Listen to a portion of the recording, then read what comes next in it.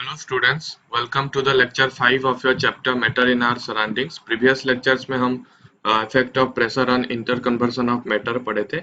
आज हम पढ़ेंगे evaporation. Okay, mainly factors affecting evaporation. evaporation तो हमें पता है evaporation क्या है, evaporation क्या है, लेकिन उसके ऊपर मतलब कौन कौन से चेंज आने से उसके ऊपर क्या इफेक्ट आता है, that we will be reading today. Okay, तो इवापोरेशन आज स्टार्ट करेंगे. ओके, इवापोरेशन आज पढ़ के आज इस चैप्टर को खत्म करेंगे. ओके, नेक्स्ट लेक्चर से हम क्या करेंगे, नेक्स्ट लेक्चर में क्या करेंगे, हम जो मोर टू नो वाला सेक्शन है अपने एनसीईआरटी का, जिसमें प्लाज्मा के बारे में बताया गया है, प्लाज्मा एंड कुछ आइंस्टाइन का कुछ थ्योरी दिया गया है, plasma as a fourth state of matter दिया गया, उसके ऊपर थोड़ा ब्रीफ डिस्कशन करेंगे and we will be moving to the next chapter. Okay, तो आज हम इवापोरेशन स्टार्ट करेंगे. इधर इवापोरेशन में जाने से पहले हम आपको एडुबुक के बारे में बताना चाहेंगे. Edubook is the Odisha's fast digital learning platform, okay, for exclusively for JNV and OAV students. We will have here live classes and the doubt clearance will be live too. Daily assignments will be given to you and quizzes and prizes are also there. Class के बाद आपको homework भी दिया जाएगा and the teachers here, teachers are expertise in their fields and they are from all across India, good good colleges से हैं. Okay, आपके पास अभी free e books and study material भी अवेलेबल हो जाएंगे. फिर 24/7 you can clear your doubt. Okay, this facility is also there. This is very freaking awesome. फिर free SS2 recorded session. Okay, फिर इसको कैसे इंस्टॉल करना है, you just have to go to your Google Play Store. Google Play Store से बाकी app जैसे आप वो करते हो, इंस्टॉल करते हो, तो similarly you just search there Edubook OAV and JNV, बस सर्च करो, the link will be there. Install tap करके आप इंस्टॉल कर सकते हो. जल्दी करना है क्योंकि हमारा जो समर कोर्स 2020 है, दैट इज बैच 2 का जो स्ट्रेंथ है, बैच 2 का जो शेड्यूल है, that is being from 1st May to 15 June for all classes 9 to 12. बस JNV एंड OAV के लिए स्पेशल डिस्काउंट्स भी हैं, तो जल्दी जल्दी अपने फ्रेंड्स को शेयर करना है. ओके, तो आपको यहाँ पे ऐसे कुछ पढ़ाया जाता है, केमिस्ट्री, मैथमेटिक्स, फिजिक्स, बायोलॉजी. कोई व्हाइट बोर्ड यूज करके बताता है तो कोई ग्रीन बोर्ड यूज करके बताता है. ओके, ऑनलाइन सब होता है इसी लॉकडाउन पीरियड में. फिर यहाँ पे जो टीचर्स हैं, they are from well known colleges, जैसे हमारे फिजिकल केमिस्ट्री जो 11th 12th में पढ़ाते हैं, Shiv Shankar Mishra sir, he is from NIT Rourkela.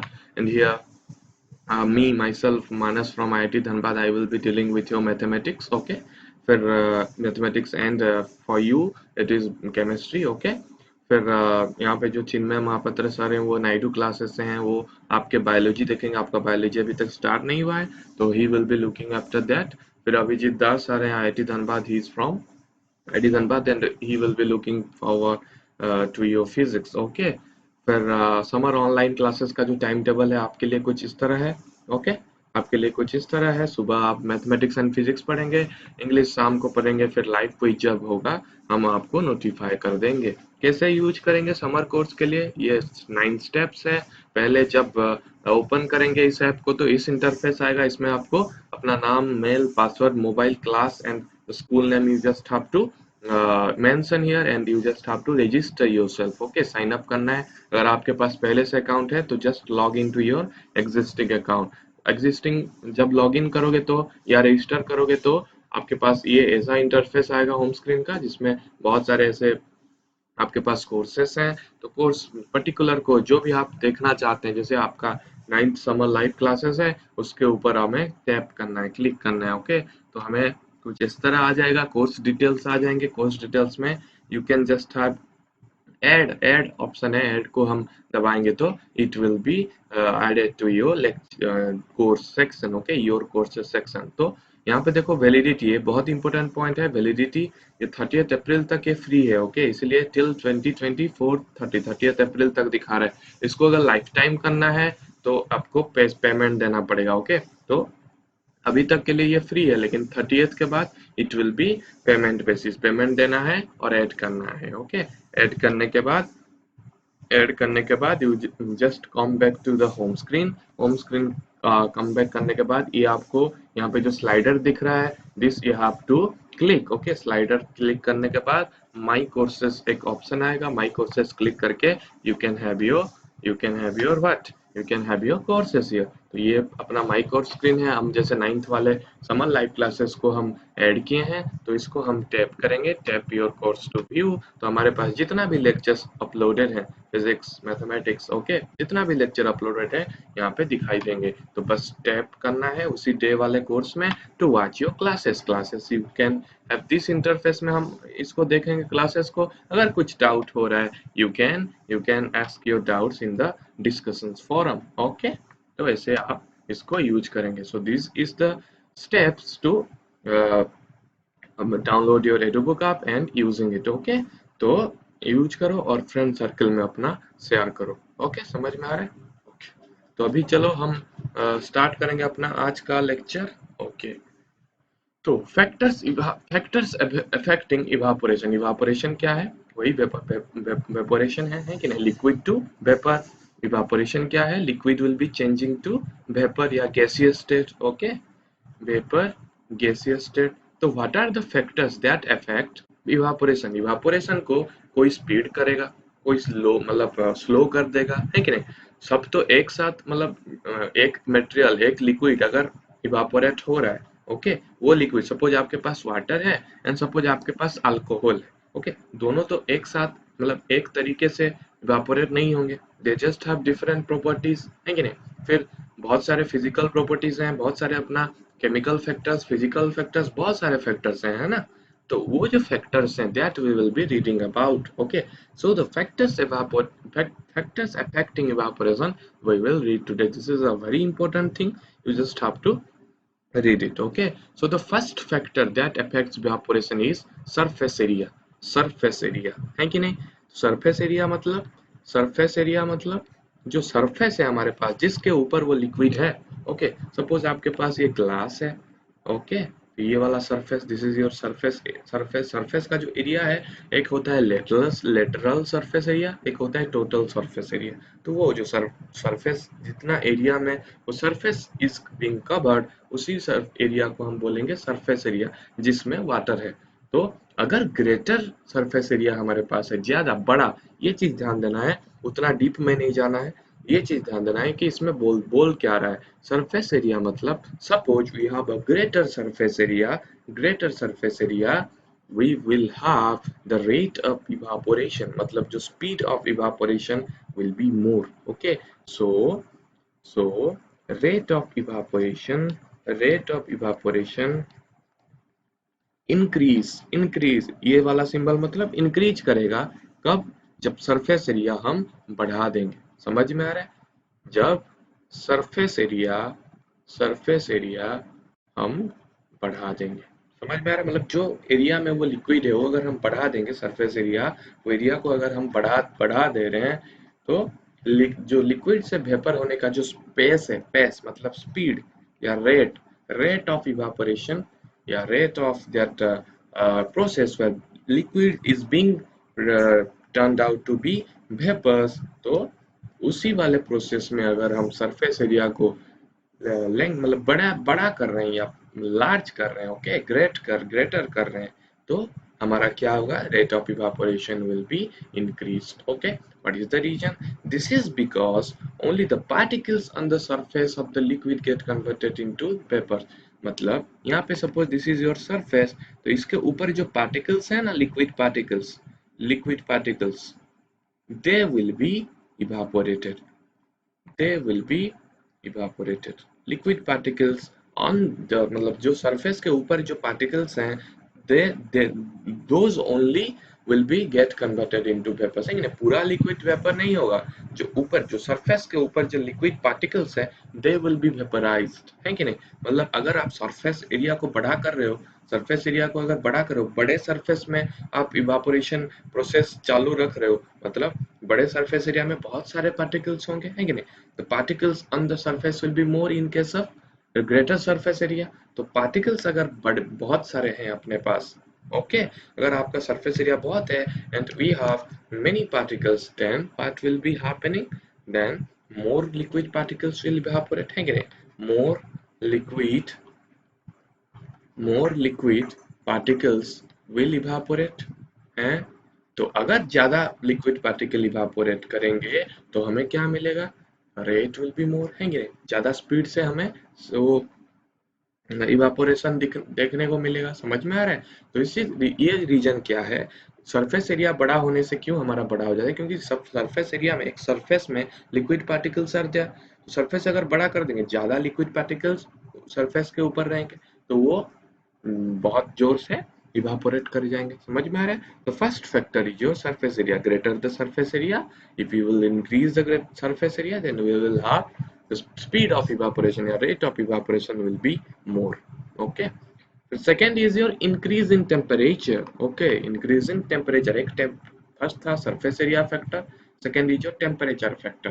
तो टेम्परेचर के साथ ये कैसे डिपेंड करता है, the rate of evaporation, rate of changing of liquid to vapour will increase with increase in temperature. अगर आप टेम्परेचर बढ़ाओगे, टेम्परेचर बढ़ा, ये तो हम पढ़ चुके हैं, ऑलरेडी पढ़ चुके हैं। और आप टेम्परेचर बढ़ाओगे तो व्हाट हमारा इवापोरेशन का rate, rate of evaporation, evaporation will increase. समझ में आ रहा है? तो ये क्यों हो रहा है हम पढ़ चुके हैं। अगर टेम्परेचर बढ़ाएंगे तो हीट दे रहे हो, हीट दे रहे हो तो काइनेटिक एनर्जी इंक्रीज होगा, काइनेटिक एनर्जी इंक्रीज होगा तो मोशन विल बी इंक्रीज, है कि नहीं? Motion increase. ओके, अगर मोशन इंक्रीज हुआ then what will be happening, the particles will, मतलब जो डिस्टेंस है उनके बीच वो बढ़ जाएगा, है कि नहीं? Distance will be increased. Distance अगर इंक्रीज हुआ then the forces of attraction, जो the intermolecular forces of attraction, intermolecular force of attraction will what decrease, decrease कर जाएगा। फोर्स ऑफ अट्रैक्शन क्यों, वो दूर भाग रहे हैं। अगर दूर भाग रहे हैं तो intermolecular force of attraction decrease होगा, then what will be happening, then what will be happening, then what will be happening, okay, so the liquid particles that is on the surface, अगर intermolecular force of attraction ज्यादा हो जाएगा, वो जो surface के ऊपर जो liquid particles हैं, liquid particles हैं, तो उनके बीच क्या होगा, force of attraction कम हो गया। तो फोर्स ऑफ अट्रैक्शन अगर कम हो गया, वो ऊपर भागना स्टार्ट करेंगे, है कि नहीं? तो मूव करना चाहते हैं तो नीचे तो नहीं जाएंगे, लिक्विड के अंदर तो नहीं जाएंगे, क्योंकि वो दूर भागना चाहते हैं, तो वो सरफेस से दूर भागेंगे। Surface, this is your surface and the liquid particles will go up.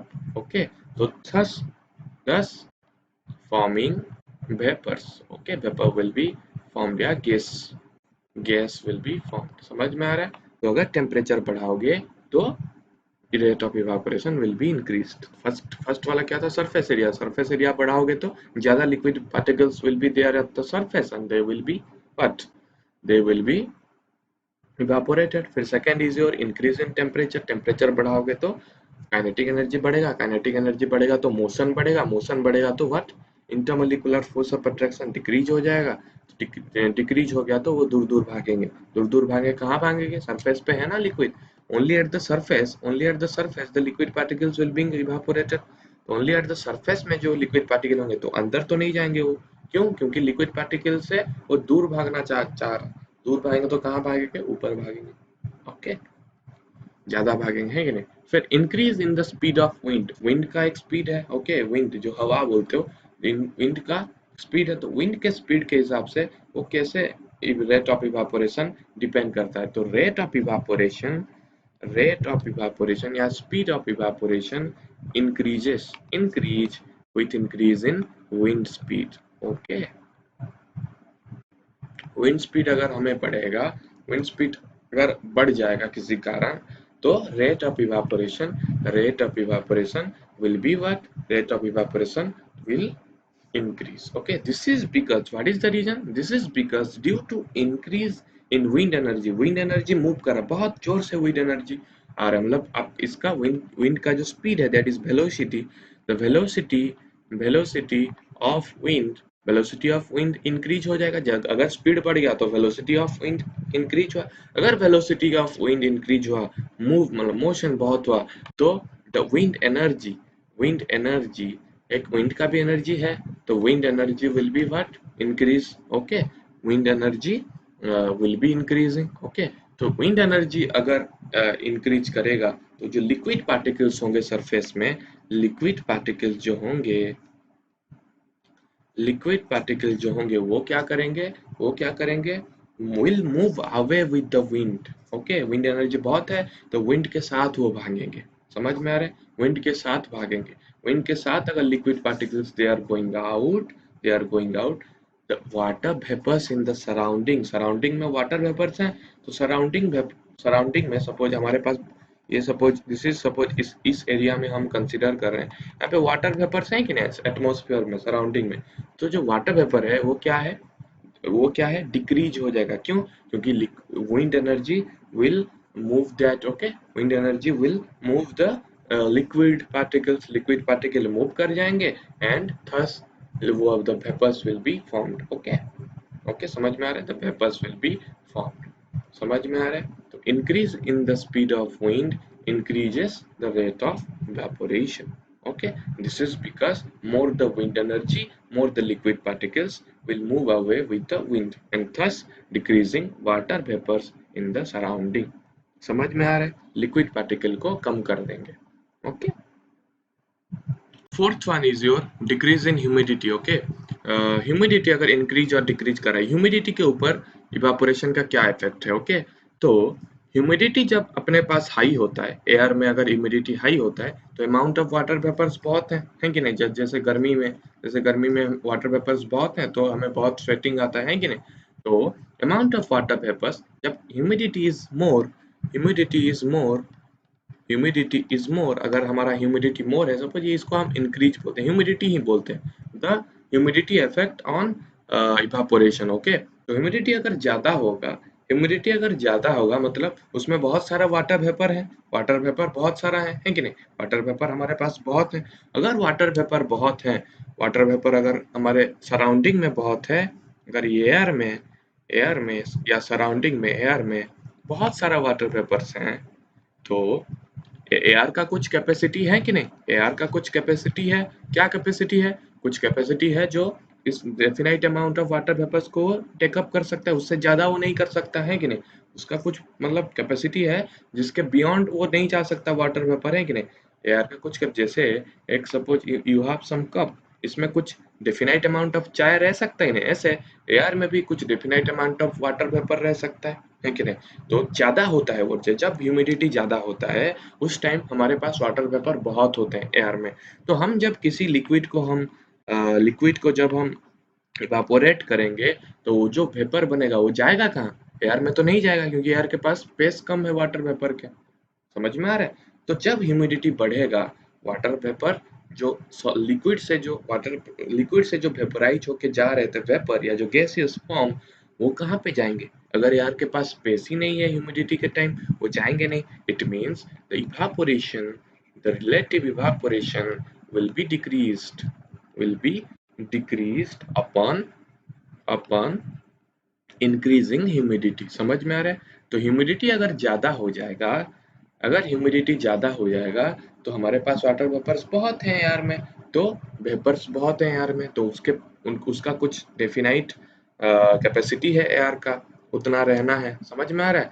तो उससे अगर ज्यादा हो जाएगा तो एयर नहीं ले सकता वेपर्स, है कि नहीं? तो हम अगर लिक्विड को वेपराइज करेंगे, वो जो वेपर जाएगा कहाँ? कहीं पे भी नहीं जाएगा क्योंकि एयर में स्पेस नहीं है, because the humidity of air is already high, the amount of water vapours in the air is already high. समझ में आ रहा है? In the case of increasing humidity. Okay, तो ह्यूमिडिटी को अगर हम इंक्रीज करेंगे, ह्यूमिडिटी को अगर हम इंक्रीज करेंगे, द इवापोरेशन रेट या इवापोरेशन पेस या स्पीड विल डिक्रीज। ओके, क्योंकि ये जाएगा ही नहीं ना ऊपर, ऊपर जाएगा तो जाएगा कहाँ? इसलिए नीचे ही बैठ जाएगा। Okay, the liquid at the surface want evaporate. समझ में आ रहा है? ओके, तो increase in humidity will decrease in the rate of evaporation, and decrease in humidity uh, will increase the evaporation rate. Okay, समझ में आ रहा है? ओके, जो स्वेटिंग होता है वो किस लिए होता है? बिकॉज स्वेटिंग जो होता है जब ह्यूमिड वेदर में हमारा बॉडी जो प्रोड्यूस करता है ना, हमारा बॉडी जो स्वेट लिक्विड प्रोड्यूस करता है, वो क्यों होता है? वो इवापोरेट नहीं कर पाता है? बिकॉज ह्यूमिड वेदर है इसीलिए हमारे ये सपोज हैंड है, तो यहाँ पे जो हमारे स्वेट स्वेट लिक्विड जो पसीना जो निकलता है वो इवापोरेट नहीं हो पाता है कि नहीं। The rate of evaporation decreases, why? Because humid weather है, मतलब एयर में बहुत सारे वेपर्स है, तो यहाँ पे वेपर्स बहुत पैक्ड है, तो ये जब वेपर होने का ट्राई करेगा तो ये जाएगा नहीं यहाँ पे, क्यों? क्योंकि यहाँ पे स्पेस नहीं है, the vapours want to go there. Okay, तो vapours want to go there, इसीलिए यहाँ पे स्टिक करेंगे, इसीलिए पसीना निकलेगा। समझ में आ रहा है? तो यहीं पे वही बोल रहा है कि we sweat a lot in hot and humid weather than in dry weather. Why? Because air already has high amount of water vapors in humid and hot weather. बहुत सारा high amount of water vapor है, and just because of high amount of water vapors in air, the sweat liquid that comes out of our skin does not evaporate. वो evaporate कर ही नहीं सकता है कि नहीं, so that it remains sticking to our body. क्यों? क्योंकि air में बहुत सारा वेपर्स हैं, तो वो वेपर होके जाएगा कहाँ? समझ में आ रहा है? Okay, this basically is the factors. फिर नेचर ऑफ लिक्विड, ये तो बहुत ही कॉमन पॉइंट है, लिक्विड के नेचर के ऊपर डिपेंड करेगा, है कि नहीं।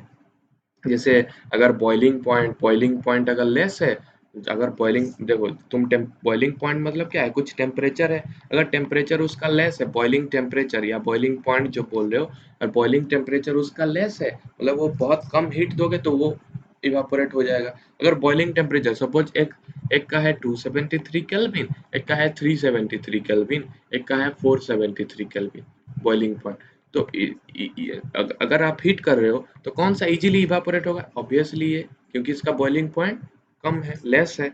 क्यों? क्योंकि जब हीट करोगे धीरे धीरे तो गर्मी होगा, तो धीरे धीरे यहाँ तक जब आएगा तो ये वाला बहुत जल्दी इवापोरेट कर जाएगा, फिर ये वाला इवापोरेट करेगा, ये तो बहुत लेट में इवापोरेट करेगा। So the rate of evaporation also depends upon the nature of liquid like boiling point. Okay, boiling point के हिसाब से हम distinguish कर सकते हैं the rate of evaporation. अगर less है rate of evaporation, more is the tendency, इसको ज़्यादा जाने का scope है कि नहीं? क्योंकि यहाँ पे कम heat दोगे तो वो चला जाएगा। The more is the tendency of the liquid to evaporate or change into vapors in case of what? Lesser boiling point. समझ में आ रहा है? Okay. देन हम और एक टर्म पढ़ेंगे, that is evaporative cooling. Okay, evaporative cooling another process है जहाँ पे ड्यूरिंग इवापोरेशन जब इवापोरेशन हमारा होता है, the particles which have high kinetic energy, kinetic energy हम पढ़े हैं ना, दिस डिस्क्राइब्स मोशन। ओके, तो सपोज हमारे पास this is a surface, okay, this is surface, यहाँ पे जो लिक्विड पार्टिकल्स हैं इनका जो काइनेटिक एनर्जी बहुत हाई होगा, है कि नहीं? क्योंकि काइनेटिक एनर्जी अगर हाई नहीं होगा तो वो वेपर कैसे बनेंगे? ओके, तो ड्यूरिंग इवापोरेशन ये जो लिक्विड पार्टिकल्स है ना, that have high kinetic energy but leave the surface, surface से ऊपर भाग जाएंगे, है कि नहीं? काइनेटिक एनर्जी ज्यादा होगा तो मूव करने का टेंडेंसी ज्यादा होगा, so they will be going out of the surface, leave the surface, okay, leave the surface of liquid, है कि नहीं? तो वो कन्वर्ट हो जाएंगे वेपर्स में। Okay, they are converted to vapours. समझ में आ रहा है कि नहीं? जो हाई काइनेटिक एनर्जी वाले लिक्विड पार्टिकल्स होंगे they will be going out of the liquid surface, okay, and they will be converted to vapours. So क्या होगा? As a result the average kinetic energy of the remaining particles इसका high हो गया। देखो energy will be constant, है कि नहीं? Energy, the amount of energy is constant in universe. तो ये जो ऊपर वाले पार्टिकल्स का अगर हाई काइनेटिक एनर्जी हो गया तो नीचे वाले जो बाकी जो पार्टिकल्स हैं वो क्या होंगे? डिक्रीज हो जाएगा उनका जो काइनेटिक एनर्जी है, द एवरेज काइनेटिक, क्योंकि एनर्जी तो कांस्टेंट होना ही है, एक का अगर काइनेटिक एनर्जी बढ़ गया तो दूसरे का कम हो जाएगा। तो average kinetic energy of remained particles, जो रिमेन हो जाए, जो इवापोरेट नहीं करेंगे, तो remained particles will decrease. Okay, decrease हो जाएगा। ओके, तो डिक्रीज हो जाएगा मतलब काइनेटिक एनर्जी अगर डिक्रीज हुआ, टेम्परेचर अभी क्या हो जाएगा? डाउन हो जाएगा। तो टेम्परेचर अगर डाउन हो गया तो कूलिंग हो जाएगा, कूल हो जाएगा ना, टेम्परेचर अगर डाउन हुआ तो कूलिंग प्रोसेस स्टार्ट होगा। So in case of high kinetic energy of the liquid particles on the surface, that will go out of the liquid surface and leave the surface because of the high kinetic energy and they are being converted into vapors, the average kinetic energy of the remaining particles of the liquid will decrease because energy remains constant, total energy. Okay, so average kinetic energy of the remaining particles will decrease. So what? तो क्या होगा, temperature down हो जाएगा and temperature जब down हो जाएगा तो evaporation will cause what, evaporation will cause cooling effect. Okay, तो इस इफेक्ट को बोलते हैं इवापोरेटिव कूलिंग। कूलिंग हुआ ना, टेम्परेचर डाउन हो गया बाकी रिमेनिंग पार्टिकल्स के, तो इवापोरेटिव कूलिंग प्रोसेस हमें दिखाई देगा। समझ में आ रहा है? So this basically is your concept for evaporation. Okay, तो ये आपका एंड हो रहा है यहाँ पे। ओके, इसका ये जो चैप्टर है, this is the end. Okay, ये चैप्टर अच्छे से पढ़ना है। ये जो इम्पोर्टेंट हम क्या क्या पढ़े हैं आज, क्या क्या पढ़े और एक बार देख लेते हैं। फर्स्ट पढ़े सरफेस एरिया। अगर सरफेस एरिया ज्यादा है तो liquid particles, more number of liquid particles अंदर, क्योंकि देखो ये चीज ध्यान देना है कि सरफेस के ऊपर जो लिक्विड पार्टिकल्स हैं वो ही only will be converted into vapors. Okay, तो ये जो surface area हम बढ़ा देंगे तो more number of liquid particles will be there and they will be going out of the surface and converted into what, vapors। तो अगर surface area ज्यादा होगा तो रेट ऑफ इवापोरेशन भी ज्यादा होगा। फिर इंक्रीज इन टेम्परेचर, टेम्परेचर बढ़ाओगे तो काइनेटिक एनर्जी ज्यादा हो जाएगा, motion will be more and hence the intermolecular force of attraction will be decrease and hence what will be happening, the at the surface the liquid will be converted into vapor easily। okay, ज्यादा easily वो चले जाएंगे। फिर speed of wind, speed of wind जब ज्यादा हो जाएगा तो energy, the wind energy will be increase.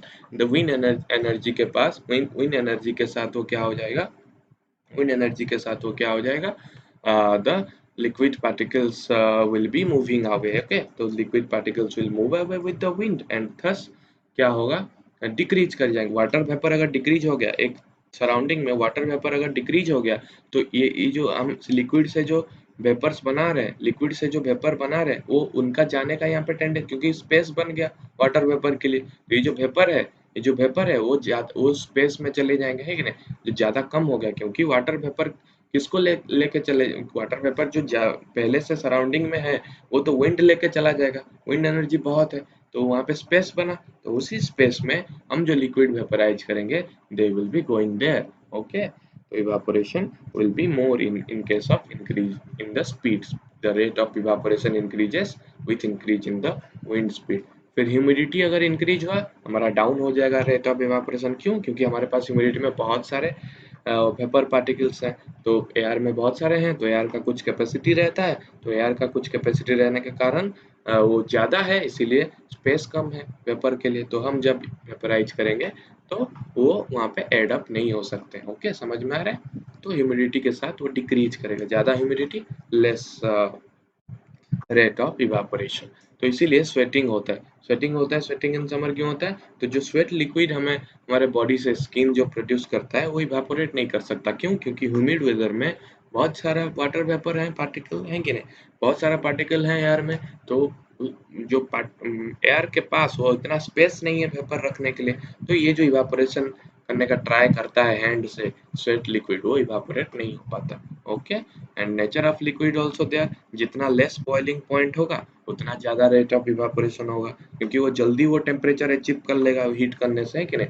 तो वो छोटा वाला जो जितना लेस बॉइलिंग पॉइंट होगा वो जल्दी इवापोरेट हो जाएगा। क्यों? क्योंकि यहाँ पे बहुत कम अमाउंट ऑफ टेम्परेचर चाहिए, मतलब कम अमाउंट ऑफ हीट चाहिए। समझ में आ रहा है? सो ज्यादा वेपोराइजेशन होने का चांसेस है। फिर इवापोरेटिव कूलिंग हम पढ़े। क्यों? क्योंकि जब द सरफेस में जो हमारे लिक्विड सरफेस में जो लिक्विड पार्टिकल्स हैं तो वो क्या हो जाएंगे, हाई काइनेटिक एनर्जी के कारण ऊपर उठ जाएंगे, गैस बन गए, वेपर बन गए। तो in result to that what will be happening, the average kinetic energy of the remaining particles that are not being produce, मतलब गैस नहीं बना जिनका, वो क्या हो जाएगा, उनका जो kinetic energy will be decrease. Kinetic energy, total kinetic energy remains constant. एक बहुत सारे का हाई हो गया तो बहुत सारे का लो भी हो जाएगा। तो लो जब हो जाएगा तो क्या हो जाएगा, temperature will fall down. Temperature अगर डाउन हो जाएगा तो the evaporation process will cause cooling. Temperature down होने से कूलिंग हो जाएगा। तो कूलिंग होने से इसको हम बोलेंगे इवापोरेटिव कूलिंग। ओके, समझ में आ रहा है? So this basically all about the matter in our surroundings chapter. Okay, तो इसको अच्छे से रिवाइज करो, जो भी हम पढ़ाएं 5 lecture is sufficient for this. Okay, अच्छे से रिवाइज करो, इतना ही मेन मेन पॉइंट याद रखो जब आप, क्योंकि केमिस्ट्री जो volatile subject, okay, volatile subject mean आप अगर नहीं पढ़ोगे तो फिर भूल जाओगे। ओके, तो इंपॉर्टेंट पॉइंट आपको अभी याद रखने हैं, फिर जब आपको स्कूल में अपने सर पढ़ाएंगे फिर उसको आपको याद आ जाएगा कि हाँ ये पढ़े थे समर कोचिंग में, ये पढ़े थे, ये पढ़े थे। ओके, समझ में आ रहा है? तो केमिस्ट्री डेली आधा आधा घंटा पढ़ना चाहिए। समझ में आ रहा है? तो this basically ends of year. और एक लेक्चर में हम क्या करेंगे, मोड टू नो पढ़ेंगे जो एक्स्ट्रा है। ओके, नेक्स्ट लेक्चर में हम एक्स्ट्रा पढ़ेंगे एंड नेक्स्ट से नेक्स्ट वाले लेक्चर में हम दूसरे जो नया टॉपिक है that will be starting. Okay, तो नेक्स्ट लेक्चर में हम प्लाज्मा के बारे में पढ़ेंगे और जो थियरी दिया है आइंस्टाइन ने उसको भी थोड़ा रीड आउट करेंगे। ओके, नेक्स्ट क्लास बहुत जल्दी खत्म हो जाएगा and after that we will be switching over to the next chapter. Okay, so this basically is the end of the chapter. Thank you.